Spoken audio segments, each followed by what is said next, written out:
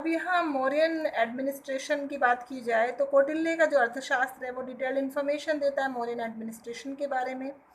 Mauryan administration divided था 4 division में, central, provincial, district और विलेज।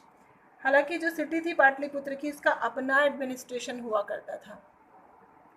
सेंट्रल का मतलब है एम्परर मोस्ट पावरफुल पर्सन था, वो सभी डिसीजंस लोगों से कंसर्निंग के लिए लेता था।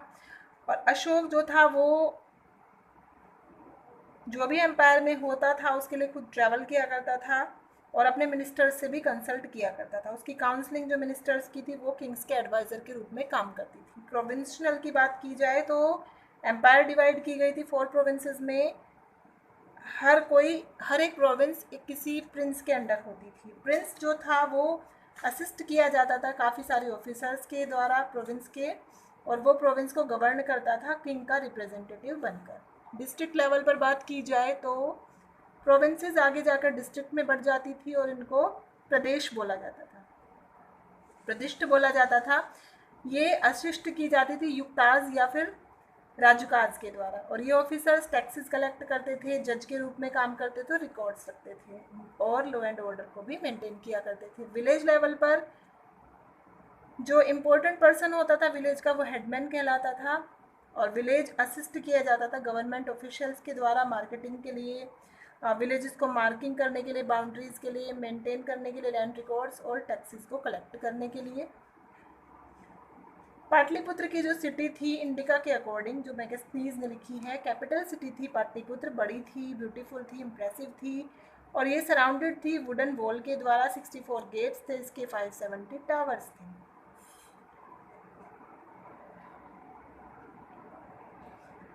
और सिटी के चारों ओर इसमें बाउंड्रीज बनवाई गई थी एनिमी अटैक से बचने के लिए। हाउसेस बनाए जाते थे ब्रिक्स और वुड से, जबकि पैलेसेस स्टोन से बनाए जाते थे। कमेटी 30 मेंबर्स की लुक आफ्टर करती थी एडमिनिस्ट्रेशन को सिटी के, और जो कमेटी थी वो आगे जाकर डिवाइड होती थी 6 बोर्ड्स में। हर एक में 5 मेंबर्स होते थे। उनकी सेपरेट ड्यूटी होती थी, जैसे कि कलेक्शन ऑफ टैक्सेस हो गए, इंस्पेक्शन करना मैन्युफैक्चर गुड का, बनी हुई चीज़ों का, industries, trade and commerce, registration, birth और डेथ्स का, फॉरेनर्स की सिक्योरिटी और कंफर्ट को देखना। आर्मी की बात की जाए तो हिस्टोरियन जो हैं उन्होंने कंसीडर किया है कि मौर्यन आर्मी रिमार्केबल आर्मी थी उस टाइम की। इसमें पैदल सैनिक होते थे, हॉर्सेस, एलिफेंट्स, चैरियोट्स यानी कि रथ वाले, ये सब होते थे।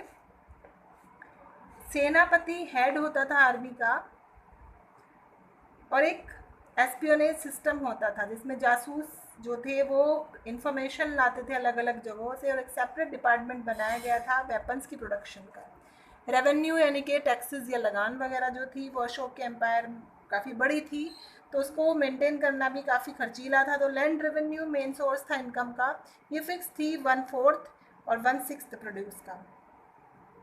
ये डिपेंड होता था सॉइल की फर्टिलिटी के ऊपर। ट्रेड वेल डेवलप्ड था अशोका के एम्पायर में, और गुड सोर्स था रेवेन्यू का। पाटलिपुत्र, बरोच, उज्जैन, तक्षशिला ये इंपॉर्टेंट ट्रेडिंग सेंटर्स थे। ओवरसीज ट्रेड भी चलता था श्रीलंका, रोम, इजिप्ट एंड चाइना के साथ। अर्थशास्त्र जो है वो क्लियरली मेंशन करता है अलग अलग टैक्सेस के बारे में, जैसे फॉरेस्ट, माइंस और वाटर टैक्स। सभी मनी जो कलेक्ट की जाती थी टैक्स के द्वारा वो सैलरी पे करने के लिए, गवर्नमेंट ऑफिसर्स की, पब्लिक वेलफेयर एक्टिविटीज़ के लिए, चैरिटीज़ के लिए, रोड बनाने के लिए, हॉस्पिटल के लिए और आर्मी को मेंटेन करने के लिए यूज़ की जाती थी।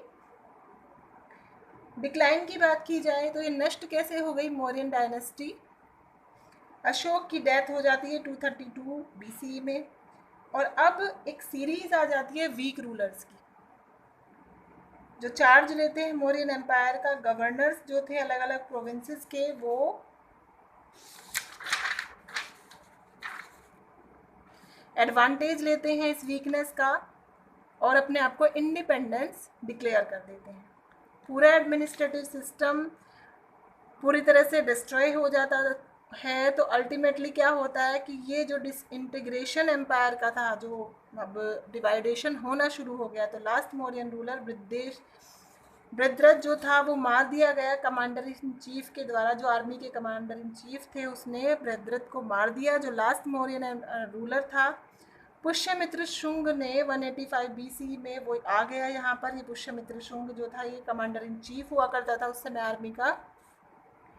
तो इस टाइम इसके साथ क्या हुआ कि मौर्यन डायनेस्टी का एंड हो गया और अब शुंग डायनेस्टी को की फाउंडेशन को रास्ता मिल गया।